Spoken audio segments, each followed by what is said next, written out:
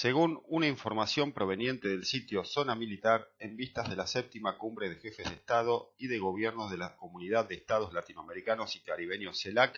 a realizarse en la Ciudad Autónoma de Buenos Aires durante el día 24 de enero, la Fuerza Aérea Argentina se prepara para el despliegue de aeronaves que estarán a cargo de brindar seguridad aérea en el espacio aéreo circundante a la ciudad, considerando la participación de numerosos jefes de Estado.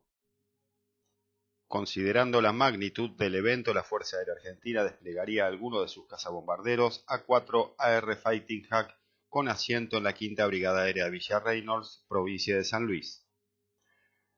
Complementando el despliegue de estos aviones,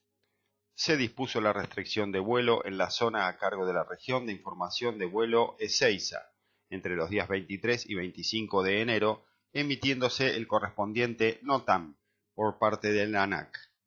el cual permite únicamente la operación con plan de vuelo. Han trascendido detalles de que la Fuerza Aérea Argentina estaría poniendo a punto algunos A4AR, único sistema de armas en servicio con capacidad de portar misiles antiaéreos. Cabe destacar que al no contar la Fuerza Aérea Argentina con un cazabombardero supersónico, el grueso de las tareas de intercepción en el rol de policía aérea recae sobre este sistema.